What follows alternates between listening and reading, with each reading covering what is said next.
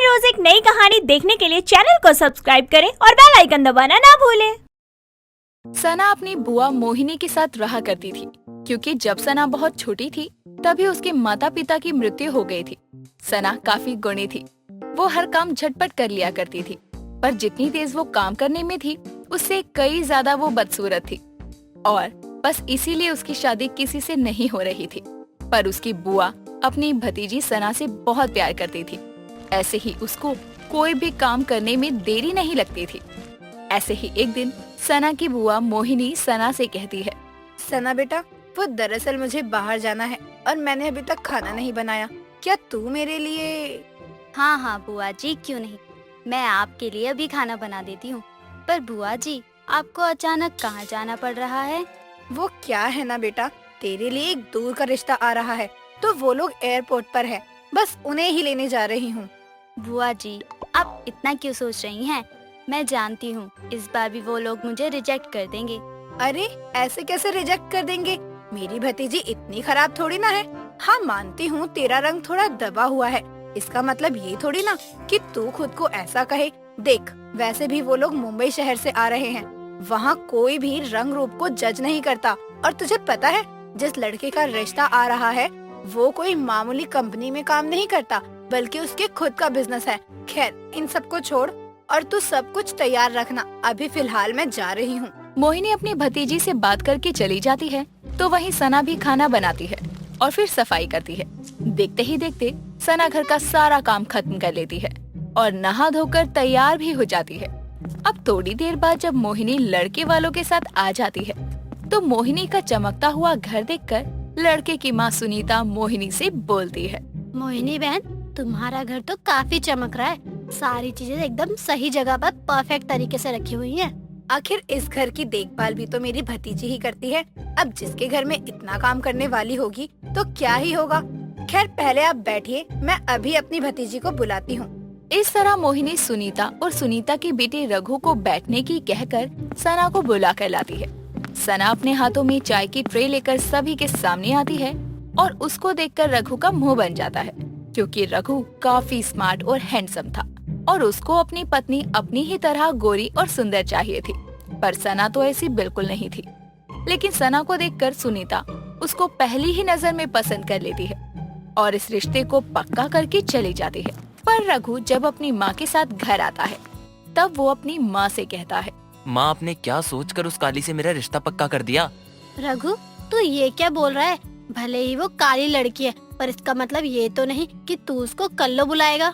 माँ, आपने सोचा भी है अगर कोई मुझे और उसको देखेगा तो क्या कहेगा? बस रघु, बहुत बोल दिया तूने। अब अगर तूने एक लफ्ज भी बोला ना तो मुझसे बुरा कोई नहीं होगा, समझा तू? मैंने शादी फिक्स करवा दी है और अब तेरी शादी सना से ही होगी। अपनी माँ की ऐसी बात सुनकर रघु चुप हो जाता है और गुस्से में वो अपने कमरे में चला जाता है। ऐसे ही समय गुजरता है और समय के साथ अब रघु और सना की शादी हो जाती है। शादी करके जब सना मुंबई आती है तो वो अपने पति का इंतजार कर रही थी। तभी रघु कमरे में आता है और सना के पास बैठकर वो उसका हाथ अपने हाथ में लेकर कहता है, देखो सना, मैं तुम्हें किसी धोखे में नहीं रखना चाहता, पर सच बताऊं तो तुम मुझे बिल्कुल भी पसंद नहीं हो। मैंने ये शादी अपनी माँ के कहने पर की है। वो दरअसल मुझे खुद के जैसे सुंदर और गोरी लड़की चाहिए थी, जो कि तुम नहीं हो। इसलिए तुम मुझसे कोई एक्सपेक्टेशंस मत रखना। भले ही हमारी शादी दुनिया की नजरों में पूरे रीति रिवाजों के साथ हुई है, पर मैं तुम्हें अपनी पत्नी कभी नहीं मान सकता। इतना बोलकर रघु अपना तकिया उठाता है और अपने कमरे के सोफे पर सो जाता है। सना ना जाने क्या क्या सपने संजो कर आई थी, पर अब बेचारी पूरी तरह से टूट जाती है और वो किसी को कुछ नहीं कहती और चुपचाप शादी होने के बाद भी कवारों वाली जिंदगी जीती है। समय गुजरता है और समय के साथ वो अपने घर की जिम्मेदारियां संभाल लेती है।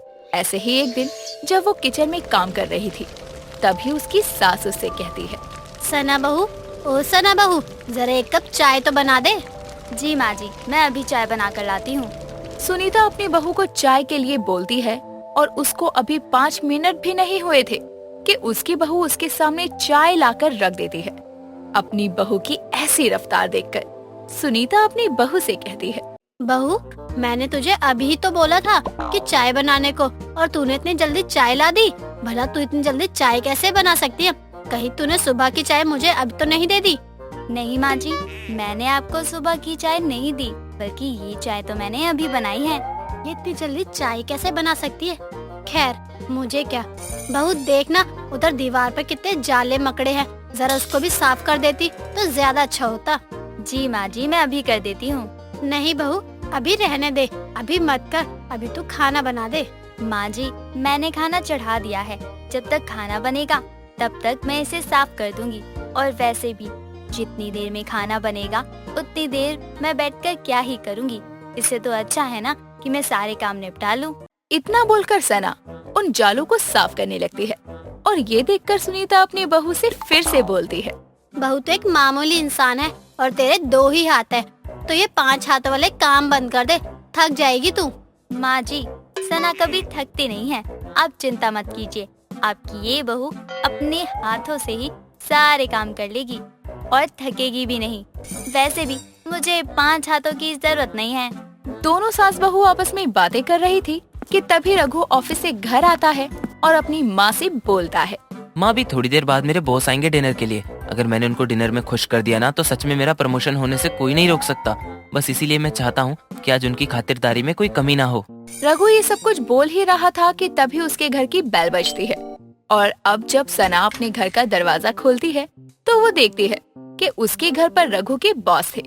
जिसके बाद वो उसके बॉस को अंदर आने को कहती है कि तभी रघु अपनी पत्नी को बोलता है। सना, जाओ जाकर बॉस के लिए कुछ ठंडा लेकर आओ। जी, मैं अभी लाती हूँ। वो जल्दी से जाती है और 2 ग्लास में कोल्ड ड्रिंक डालकर ले आती है। उसके वहाँ आते ही रघु सना से बोलता है। सना, बॉस यहाँ डिनर के लिए आए हैं, जाओ जल्दी कुछ बना दो। जी रघु जी, मैं अभी बना कर लाती हूँ। सना अब इधर उधर भागते हुए काम करने लगती है। उसको इस तरह काम करते हुए देखकर रघु का बॉस रघु से कहता है। रघु, तुम अपनी पत्नी से इतना काम क्यों करवा रहे हो? हाँ ठीक है, पत्नी घर को संभालती है, पर तुम अपनी पत्नी को नौकर नहीं समझ सकते। अपनी पत्नी की रिस्पेक्ट करना सीखो। सर, मैं शुरू से आपके साथ रहता आया हूँ, जिस वजह से हमारा बॉन्ड अच्छा बन गया है। और आपको तो पता ही है कि मुझे कैसी लड़की चाहिए थी, बस इसीलिए मैं। रघु, तुम जानते हो, जैसे अभी तुम हो ठीक वैसे ही मैं भी एक समय पर था। मैं भी अपनी पत्नी की कदर नहीं करता था, क्योंकि वो भी तुम्हारी पत्नी की तरह ही काली थी, जिस वजह से मुझे छोड़कर चली गई। और अब वो इतनी दूर जा चुकी है कि मैं चाहकर भी उसको वापस अपने पास नहीं ला सकता हूँ। पर जब वो मुझे छोड़कर गई ना, तब मुझे उसकी कीमत पता चली है। पर वो गई कहाँ है? अब वो इस दुनिया में नहीं है रघु। अपनी बॉस की बातें सुनकर कहीं न कहीं रघु को भी एहसास था कि वो भी अपनी पत्नी के साथ वही कर रहा है जो उसके बॉस ने अपनी पत्नी के साथ किया था। रघु को अपने किए पर पछतावा होता है और अपने बॉस के जाने के बाद वो अपनी पत्नी से माफी मांगता है और उसकी पत्नी उसे माफ भी कर देती है। जिसके बाद वो अपने पति और सास के साथ खुशी से रहती है। पर वो अपनी स्पीड में कोई कमी नहीं रखती और उसकी ऐसी स्पीड देखकर सुनीता बोल पड़ती है। ये है मेरी 5 हाथों वाली बहू। दोस्तों, अगर आपको ये कहानी पसंद आई तो इसे लाइक करें, शेयर करें और कमेंट करके बताएं कि कहानी में आपको सबसे अच्छा क्या लगा।